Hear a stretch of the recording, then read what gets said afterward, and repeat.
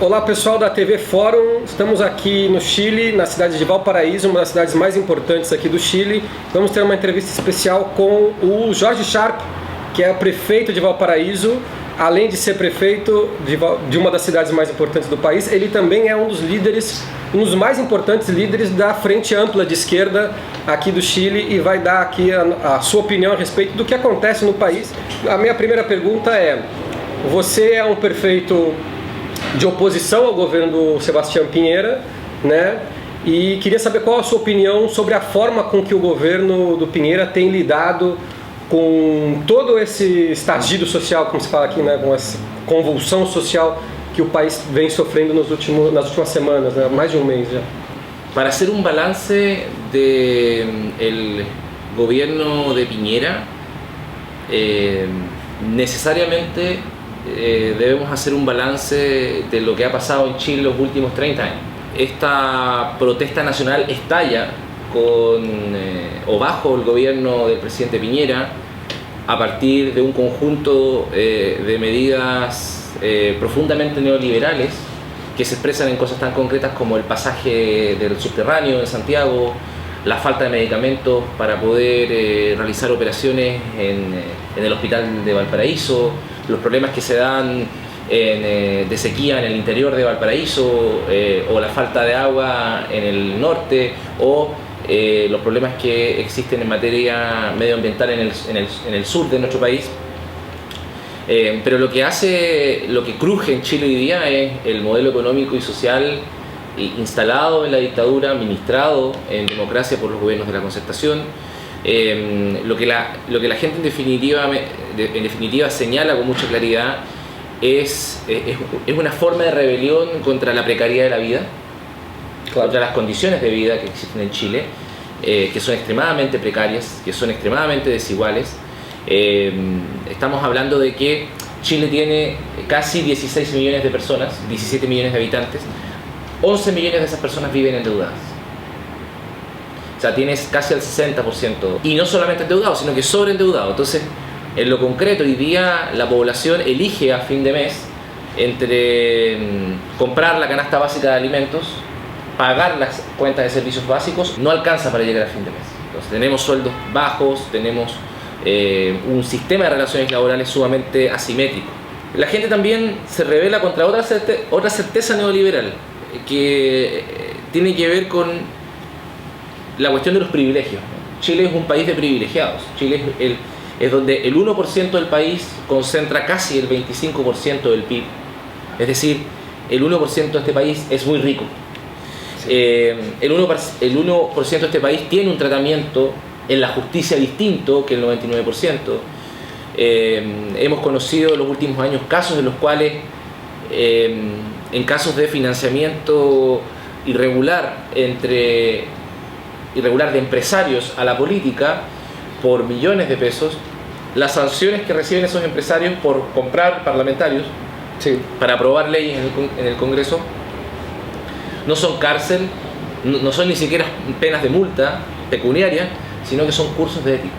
La gente también percibe de que hay una casta de privilegiados que está dado por el ámbito de la política, ¿no? Los sueldos de los parlamentarios, sus inmunidades, también el hecho de que hoy día hay en el Congreso Nacional parlamentarios que aprobaron a sabiendas, es decir, con pleno conocimiento, que, por ejemplo, la ley de pesca era una ley corrupta, una ley que firmaron, una ley que hicieron los que hoy día son dueños del mar en Chile. Y en tercer lugar, diría yo que lo que también estalla es la forma de democracia en Chile. Una democracia antipopular, una democracia que tiene instituciones que no están legitimadas, un sistema de partidos que no representa a nadie, una demanda por incidir en la vida de barrio, en la ciudad, en las regiones y en el país. Es una movilización destituyente, es una movilización que lo que de alguna manera cuestiona es lo que te decía, ¿no? Estas certezas neoliberales.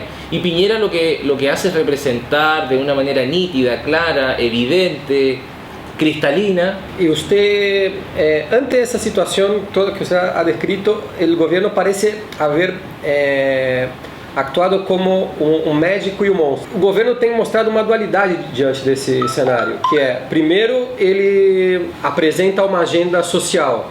Vamos fazer um projeto de renda mínima, vamos melhorar as pensões, vamos melhorar as verbas para saúde e educação. Por um lado, promete isso. Por outro, também dá uma agenda de segurança onde aumenta a repressão, aumenta o poder das Forças Armadas para fazer segurança pública e também dos carabineiros. Como você vê essa dualidade nas reações do governo a respeito do que está acontecendo? No hay dualidad.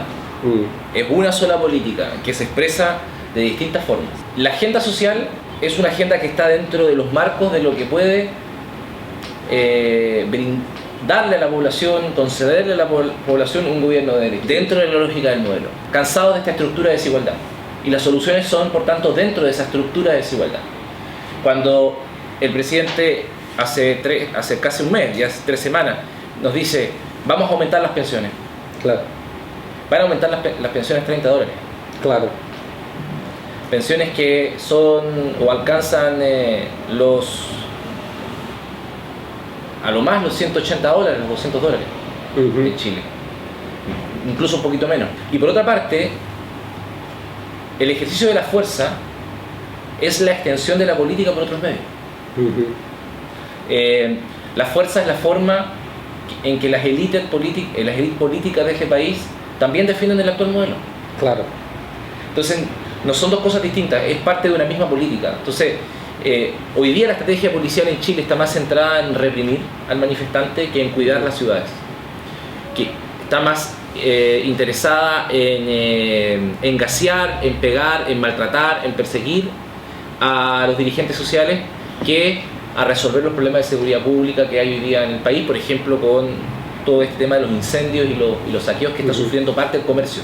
Valparaíso es una de las ciudades que ha tenido un golpe mayor, no tan distinto tampoco a otras ciudades. Si uno va al otro puerto que hay acá en la región, que es San Antonio, si uno ve la realidad de Antofagasta, de Iquique, de comunas en la capital, en Santiago, se va a encontrar más o menos con una situación similar.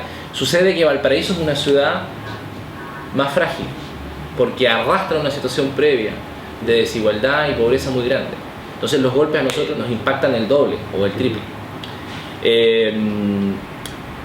Entonces es un gobierno que utiliza las herramientas que tiene a su disposición en el Estado. Es un bloque político neoliberal que ocupa las herramientas que tiene el Estado para poder hacer frente a esta crisis. Y en general las derechas, frente a este tipo de crisis, no es tan distinto Bolsonaro a Macri, a Kuczynski, a Duque, a Peña Nieto, a Piñera. Son todos parte de los mismos circuitos latinoamericanos. La derecha en Latinoamérica no tiene credenciales democráticas. La derecha en Latinoamérica no cree en los derechos humanos. La derecha en Latinoamérica no cree en una democracia plena. La derecha en Latinoamérica tiene una tradición golpista, tiene una tradición violenta. Mira lo que está pasando en Bolivia, no solamente en el siglo XX, o sea, claramente en el siglo XX. Claro. Y no está cambiando mucho en la víspera, en estos primeros años del siglo XXI. Bom, dentro desse cenário todo, a resposta da classe política em geral, não só do governo, foi esse acordo constitucional que impulsa uma que parece ser a demanda mais importante agora, que é uma assembleia. Na verdade, o que as ruas parecem estar pedindo é a Assembleia Constituinte, mas o que o governo, junto com parte da oposição, ofereceram é que eles chamam de processo constituinte, que não está garantido que vai terminar numa Assembleia Constituinte. Qual a sua opinião a respeito desse acordo? La gente empezó el proceso constituyente, y el proceso constituyente inició cuando el primer grupo de vecinos se organizó en torno a la primera asamblea, donde se habló de la necesidad de cambiar la Constitución. Ese fue el momento cero. Lo que ha venido después guarda relación con la disputa que hay entre distintos actores en la sociedad por darle orientación y dirección a ese proceso constituyente que inició la gente. Los partidos políticos, o parte de los partidos políticos en Chile, partidos políticos de derecha, partidos políticos de centro-izquierda, algo así como una especie de socialdemocracia en términos ideológicos, si es que se puede llamar a esos partidos de la concertación como socialdemócratas, y un sector del Frente Amplio construyeron un acuerdo político para dibujar este proceso.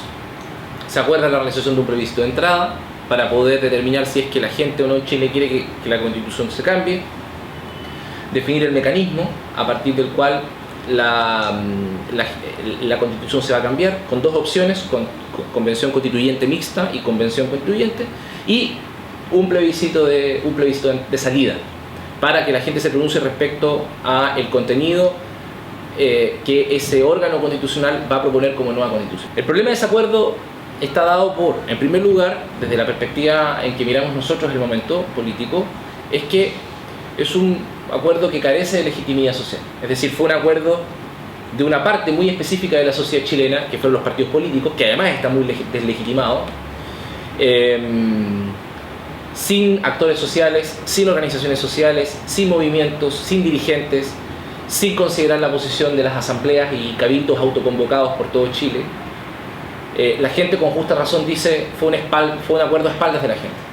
Eso de alguna manera es reproducir las prácticas políticas que la gente ha señalado que no está más dispuesta a aceptar. El acuerdo tiene algunos elementos valiosos, sin lugar a ninguna duda, pero es un acuerdo que parte con una pata coja. Y creo que en los días posteriores a la celebración del acuerdo, esa pata coja o esos vacíos o esos problemas de legitimidad se han ido agudizando. Pero además también hay otro problema, que es un problema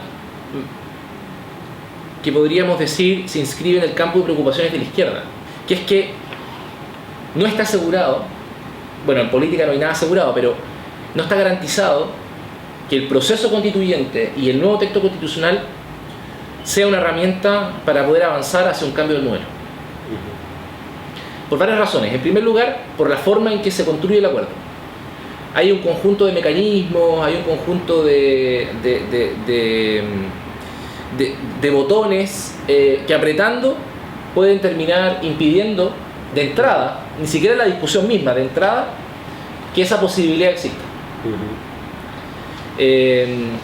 Y eso me hace pensar que la derecha en Chile está dispuesta a dejar atrás a la constitución del dictador, luego de 30 años, pero no está dispuesta en ningún centímetro a cambiar este modelo económico.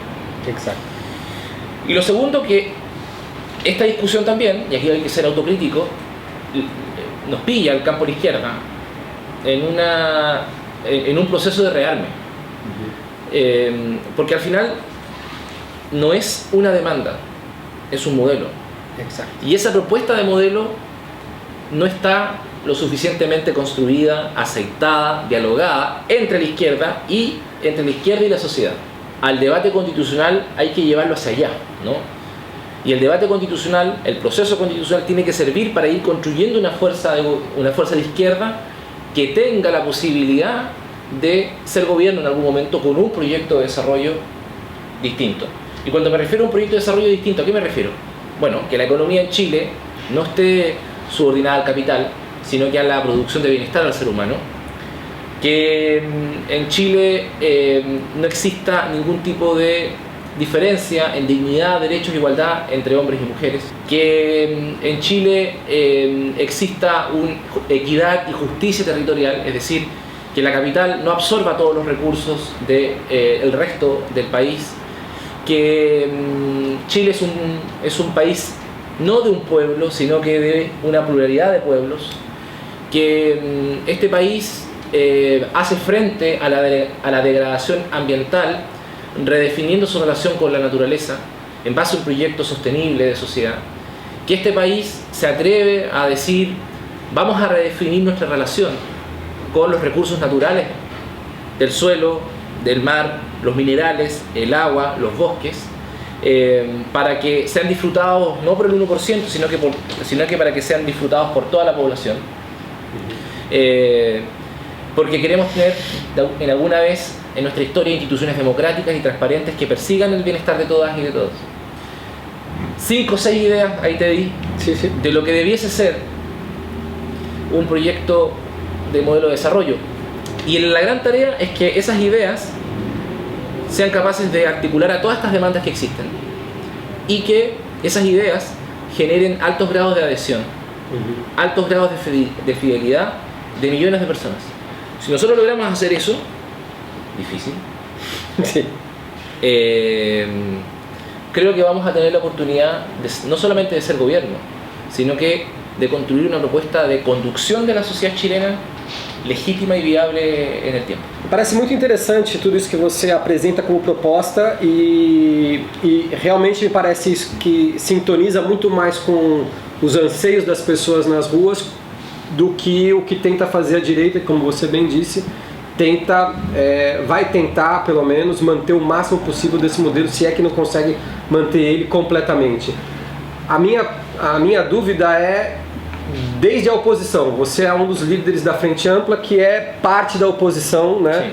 Sim. Podemos considerar talvez a parte mais à esquerda da oposição. Sim. Tem uma parte que é mais de centro-esquerda ou de centro, até centro-direita em alguns casos, né? Como você vê o trabalho da oposição em busca desses pontos que você falou? En Chile no existe una sola oposición, como tú bien comentabas, sino que existen distintas formas de enfrentar la diferencia con el gobierno.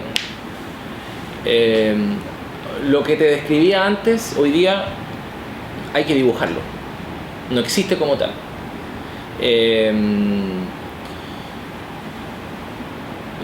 La posibilidad de que irrumpa y de que se inscriba en este proceso un referente de izquierda del siglo XXI todavía está por verse.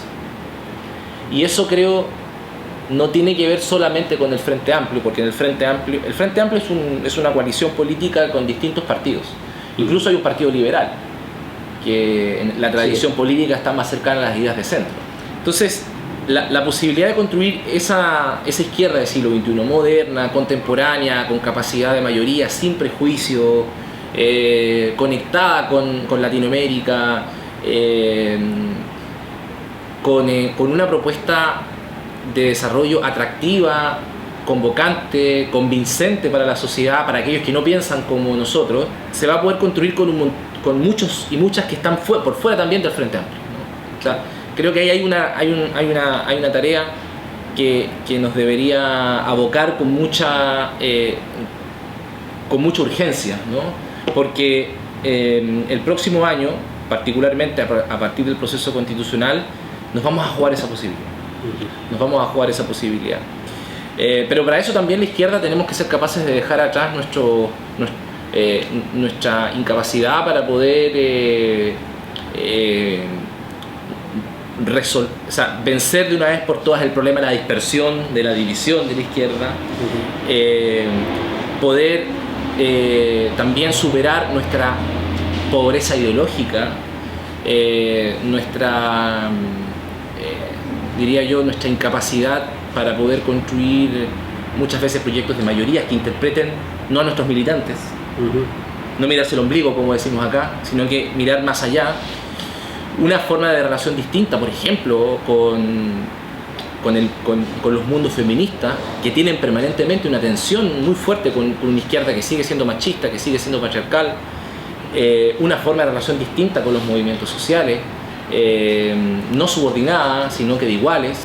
Esa izquierda que se ubica en esas coordenadas en Chile no existe. Hay que salir a construir. E hoy día más que nunca. Você tem falado algumas coisas a respeito de cenários internacionais, porque eu acho que você está tendo até uma visão de certo otimismo com o cenário atual do Chile para as esquerdas. Mas é possível ter otimismo para o cenário para as esquerdas? Não digo só no Chile, a nível sul-americano, onde você tem Bolsonaro no Brasil, você tem a direita acaba de ganhar uma eleição no Uruguai, tem um golpe de Estado onde a direita tomou o poder na Bolívia, a direita também está no poder no Paraguai, Equador. Quer dizer, o Equador ganhou a esquerda, mas acabou voltando-se para um governo de direita, Colômbia. Nesse cenário, dá para pensar num governo de esquerda a futuro no Chile? Es imposible pensar que lo que está pasando en Chile no tiene que ver con los fenómenos que se están generando en otros países de Latinoamérica. Son parte de un mismo concierto, son parte de un mismo movimiento, diría yo. Lo interesante en el caso chileno es que por primera vez en muchas décadas, Chile está sintonizado de alguna manera con los procesos que se están viviendo paralelamente en otros países. Porque cuando, por ejemplo, se produce lo que se llama la década dorada, cuando gobierna Cristina y los Kirchner en Argentina, Lula en Brasil, Ecuador, Bolivia, Venezuela, se produce un bloque sudamericano de izquierda, progresista, popular, nacional, que dio lugar a instrumentos de coordinación intercontinental como UNASUR, ¿no? Fueron gobiernos que lograron grandes objetivos políticos y sociales, cambios constitucionales, grandes obras y acciones para poder derrotar la desigualdad. Chile, entonces te digo, Chile después de muchos años está sintonizado con eso. El problema es que, claro, luego de ese ciclo irrumpe un conjunto de gobiernos de derecha.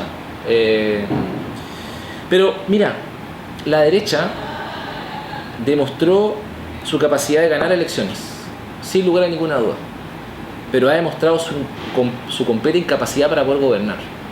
O sea, ganaron elecciones en Argentina y la perdieron. Ganaron elecciones en Perú y se tuvo que ir por corrupción el presidente. En Ecuador dio un giro neoliberal Lenín Moreno, la gente salió a rebelarse contra eso. En Bolivia la única forma de poder llegar al poder fue a través de un golpe de Estado. En Chile el gobierno de Sebastián Piñera se acabó. ¿Qué es lo que aparezca después? No lo sabemos. Mira lo que está pasando en Colombia, la resistencia a las políticas del FMI de Duque. Tenemos una situación sumamente inestable en Latinoamérica.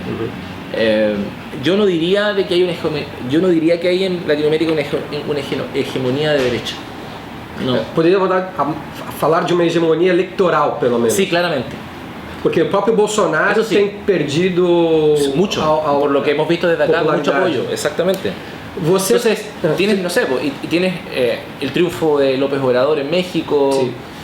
De Alberto Fernández ahora. Alberto Fernández en Argentina. O sea, tienes un cuadro que creo que a mí me hace mirar lo que está pasando en América del Sur con más esperanza de lo que en un momento pensábamos. Sin lugar a ninguna duda, detrás del momento que está viviendo Sudamérica está Estados Unidos detrás, están las instituciones financieras en términos internacionales, la política agresiva hacia el sur de Trump. Es inevitable no pensar aquello, ¿no? Ahora, sabemos que Chile es muy importante, porque Chile siempre fue visto como el niño o la niña peinada de la clase, ¿no? El ordenado, el que hacía la tarea. El modelo de muchos políticos brasileños de direita. Bueno, ya el modelo como se te cae a pedazos. Sí, claro. El modelo del ministro de Economía de Bolsonaro es Chile. O sea, si en Brasil instalan el sistema de pensiones que tenemos en Chile, Brasil entero va a echar a patada a Bolsonaro. Además, con la tradición de lucha que tiene el pueblo brasileño. La situación en Chile sabemos que está conectada con la situación continental. Estamos plenamente conscientes de eso y el cómo resolvamos la crisis chilena seguramente va a generar un efecto reflejo en el continente. Eu já vi você citar alguns políticos brasileiros. Já vi você citar, por exemplo, o Fernando Haddad, que foi prefeito de São Paulo. Sim. Que algumas ideias dele você queria reproduzir aqui em Valparaíso. E já vi você falar muito de políticos do PSOL, como, inclusive fazendo homenagem a Marielle Franco. Sim. Né? Queria saber que relação você tem, mais de citar esses exemplos, que relação você tem com alguns partidos de esquerda, como o PT e o PSOL no Brasil. Nos gustaría tener más relación de la que tenemos ahora. Tenemos profundo respeto tanto por el PT como por este referente nuevo que es el PSOL. En diciembre del 2018 en Chile realizamos un encuentro continental municipalista que llamamos Ciudades Sin Miedo, en el marco de un movimiento internacional que surge en 2017 en Cataluña de alcaldías o ayuntamientos del cambio. Tuvimos la posibilidad de contar con la presencia increíble y hermosa de compañeras del PSOL, tanto de diputadas federales como de diputadas estaduales, de Minas Gerais, Andreíña. Hemos ido logrando construir algunos vínculos. Evidentemente muchas veces la barrera idiomática es un problema, pero no lo debería ser tanto para el momento que nosotros nos encontramos. Miramos con mucha esperanza la salida de Lula de prisión. Creo que Lula es un líder mundial y continental y realmente esperamos que a partir de, me imagino, una experiencia aprendida, a partir de errores cometidos, a partir también de identificar lo bueno que se realizó, puede irrumpir evidentemente una nueva opción de gobierno federal de izquierda en Brasil. Brasil es el país más importante de Sudamérica. El rol que cumple Brasil puede ser determinante para los próximos 30 años. Entonces, muy bien que Lula haya salido de la cárcel, pero no dependamos solo de Lula para poder hacer o enfrentar los desafíos que vienen en Brasil y en Latinoamérica. Así que, pero sí nos gustaría tener mucho más relação tanto com PT como com PSOL. Como prefeito de Valparaíso, você está lidando com essa situação? Como Valparaíso está enfrentando a situação que o Chile vive atualmente, não só com respeito às demandas da população, como também com respeito à questão da violência y dos incendios? Aquí Valparaíso también tiene mucho ese problema. Los gobiernos locales, a diferencia de lo que sucede en Brasil, en Chile tienen pocas facultades. No son gobiernos autónomos, son gobiernos más bien que ejercen facultades delegadas del gobierno nacional. Nosotros decimos que no somos gobiernos, sino que más bien administradoras de pobreza. Y eso hace de que en momentos de crisis la gente llega a la municipalidad a buscar soluciones, pero la municipalidad no puede darlas porque no tiene facultades para poder hacerlo, como por ejemplo el tema de la seguridad. Lo que hemos tratado de hacer como municipalidad es cuidar nuestra ciudad, defender a los vecinos y vecinas de Valparaíso ante el actuar desproporcionado de las policías, ante la violación de los derechos humanos, ante los saqueos, ante los incendios. Lo que hemos hecho también es tratar de mantener los servicios de la ciudad funcionando normalmente para que la ciudad no se vea tan impactada en la calidad de vida y en el funcionamiento normal de Valparaíso, con los servicios de salud, con los servicios de educación, con los servicios de aseo de la ciudad. Pero evidentemente no es fácil porque el rol del gobierno nacional y el gobierno regional es muy asfixiante para las municipalidades. Nosotros, por ejemplo, no le damos instrucciones a las policías, no tenemos policía propia.